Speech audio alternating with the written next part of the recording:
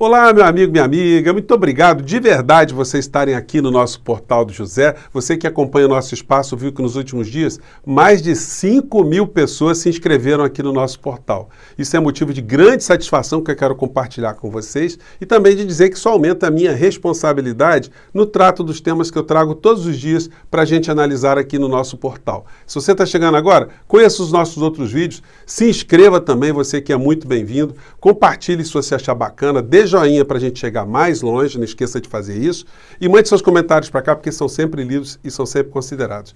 Gente, eu estou um pouco rouco, porque eu também hoje fui a uma manifestação aqui no Rio de Janeiro, que aconteceu em várias cidades aqui do nosso país.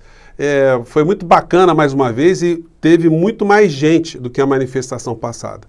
E algumas pessoas até me reconheceram, mesmo eu estando de máscara. Eu fiquei muito contente e eu fui abordado por um pastor, Josiel, que veio comentar comigo que no meio evangélico, muitas pessoas começam a perceber que Bolsonaro não é essa figura que eles estavam pensando lá atrás. Isso está fazendo com que muitas pessoas desse meio evangélico comecem a se conscientizar e comecem também a participar das manifestações. Tomara que isso seja um grande indicador, que as pessoas percebam que nós estamos diante de um farsante que se coloca como homem religioso e é também um farsante no plano material, no plano espiritual e no plano material, porque ele está entregando o nosso país a todo tipo de interesse que prejudica as nossas vidas, prejudica o futuro do nosso país e engorda o bolso de corruptos, de pessoas que estão ocupando o governo das formas como podem. A gente vai vendo que essa corrosão está se ampliando para outras áreas também. A gente vai comentar aqui alguns aspectos recentes, mas eu quero registrar com vocês como é que os jornais grandes estão tratando dessas questões, jornalões. Aqui o Globo está dizendo, STF autoriza investigação sobre conduta de Bolsonaro por crime de prevaricação. Folha de São Paulo, publicando o mesmo tipo de manchete. O jornal O Estado de São Paulo, a mesma coisa, mesmo enfoque. Gente, se a Procuradoria-Geral da República fosse uma instituição absolutamente independente como a Constituição determina, o Bolsonaro, essa hora, já estaria preso. No entanto, o Bolsonaro nomeou uma figura das mais lamentáveis na história da República do nosso país. Por quê? Porque ele não enxerga crime. É uma pessoa que está dentro de uma instituição para defender a sociedade contra crimes de todas as espécies, mas ele não consegue ver crime, mesmo você colocando na cara dele. O jornal aqui, Folha de São Paulo, dá o destaque na seguinte matéria. Eles dizem aqui, antes da investigação, PGR já fala em ausência de indícios. Gente, como é que é?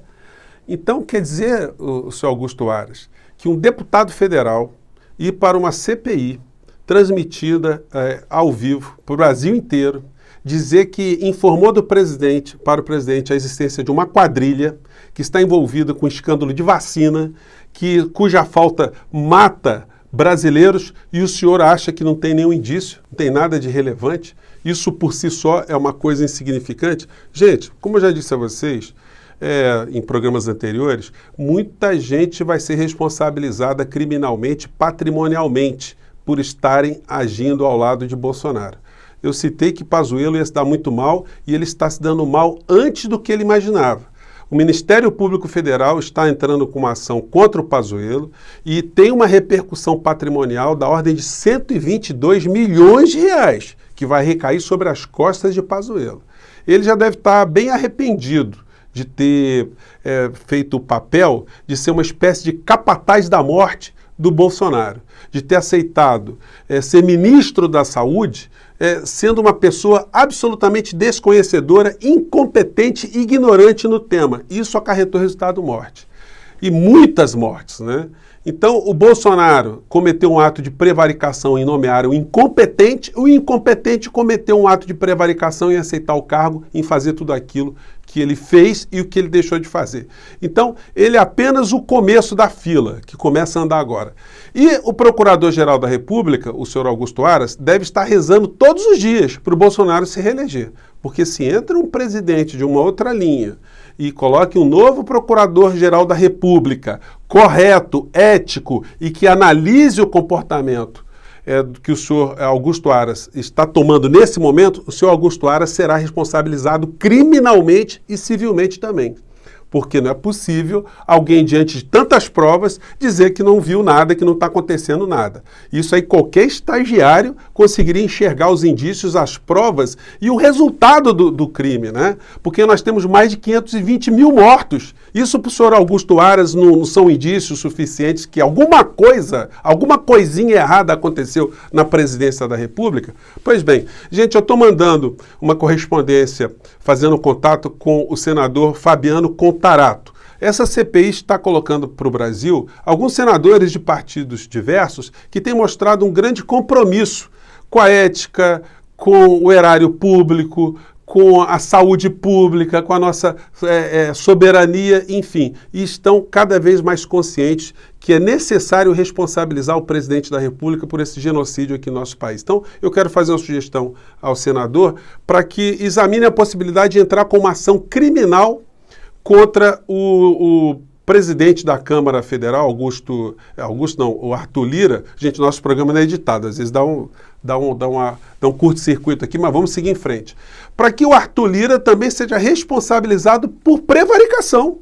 Porque como é que pode, com mais de 125 pedidos de impeachment devidamente documentados, ele também fingir que não está vendo e ficar por isso mesmo?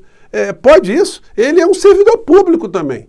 É um servidor público que está sonegando do cidadão brasileiro o direito de ver julgado se os atos do presidente devem ser aceitados ou não, devem ser considerados ou não, devem ser respeitados ou não, devem ser punidos ou não. Então, eu gostaria de sugerir aqui, até para outros senadores também, que analisassem esse tema. Há outras ferramentas jurídicas também que eu acho que outras instituições devem começar a se mobilizar, como a Ordem dos Advogados do Brasil. Também estou estudando algumas soluções, né? Porque diante de tantas situações inéditas, a comunidade jurídica está tendo que se debruçar em cima também de algo que é surreal no campo do direito. Mas a gente tem que encontrar algumas soluções ao lado das soluções políticas também. Bom, feito esse parênteses todo, muita gente pediu para eu falar sobre o encontro que a CIA teve com o Bolsonaro.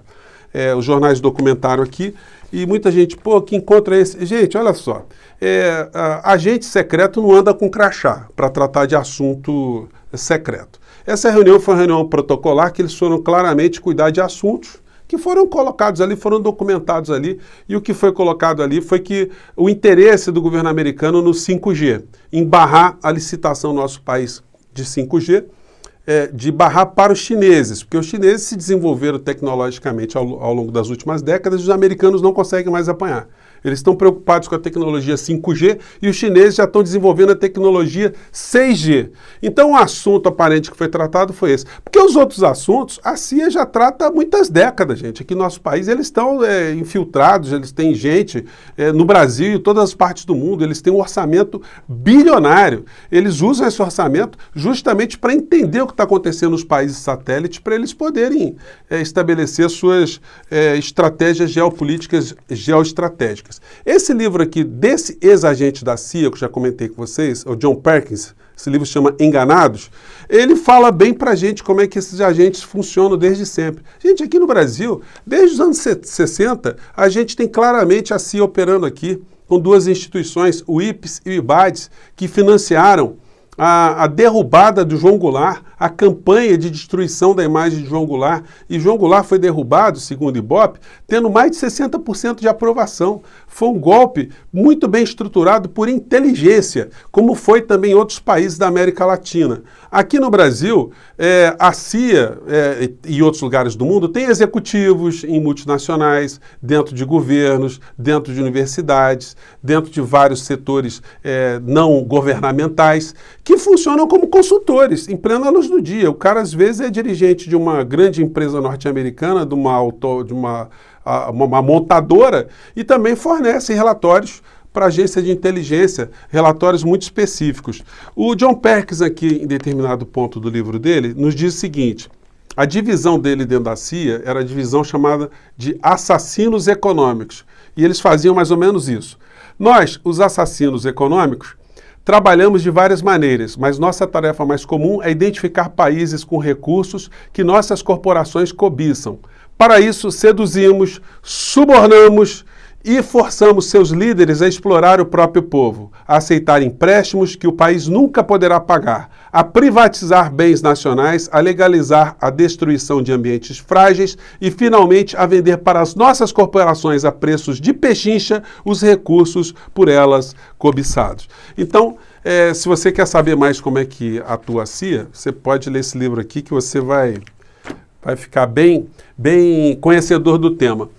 Nos anos 60, a agência de inteligência norte-americana possibilitou a criação de uma grande rede de televisão um ano após o golpe militar para que essa rede de televisão ajudasse a formatar a opinião pública do nosso país. Adivinha que rede de televisão era essa? Rede Globo de televisão.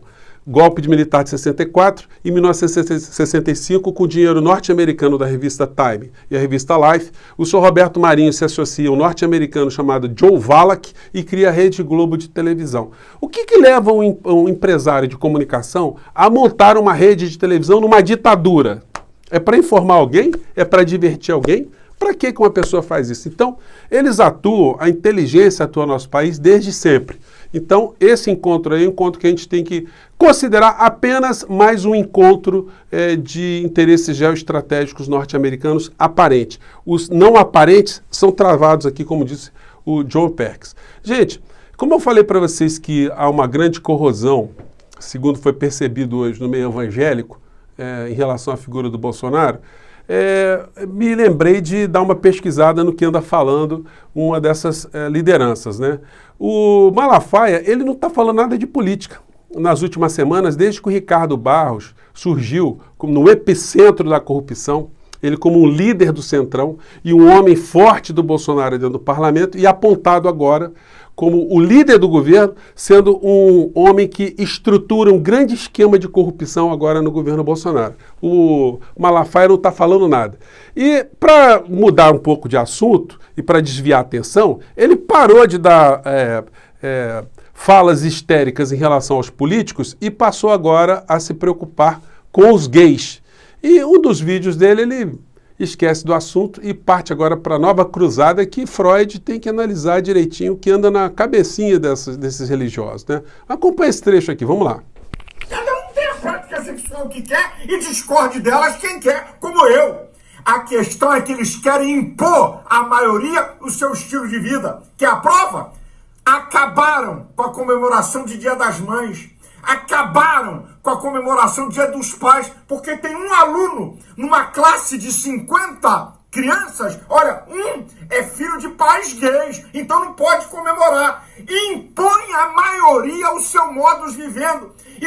Gente, onde é que vocês já viram alguém querer impor o seu modo de vida, o seu afeto, a sua orientação sexual para alguém? Vocês viram em algum lugar o Dia dos Pais está sendo proibido, o Dia das Mães? Então, essas cabecinhas de determinadas criaturas estão muito confusas, né? E não é à toa que essa figura aqui é o orientador principal do presidente da República. Mas eles estão muito enrolados, né? Porque as contradições elas vão batendo na cara dessas pessoas o tempo todo, eles vão perdendo legitimidade, vão vendo, né? A internet está aí, vai mostrando essas contradições.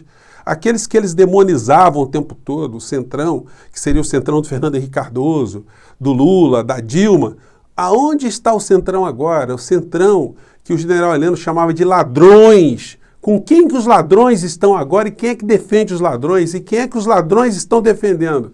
Vamos ver a fala aqui do Eduardo Bananinha sobre o Centrão. Ele estava muito emocionado nessa cerimônia. Acompanhe. E mais difícil do que chegar lá é se manter lá. Eu queria tirar foto, já encaminhando para o final, do rosto de cada um dos senhores aqui. Para saber se em 2019, quando o couro comer para valer, se vocês vão se deixar seduzir por discurso do Centrão ou se vão se manter firme e forte Bolsonaro. Brasil acima de tudo, Deus acima de todos. E a galera aplaudiu, a galera aí ficou entusiasmada. O homem aí, enfim, o Centrão era alguma coisa assim como eram os satanases da política, né? Mas aí a gente vai vendo, né, a declaração do irmão dele agora, do Flávio Bolsonaro, esses dias. Partidos do Centrão são fundamentais para o país, disse o senador Flávio Bolsonaro.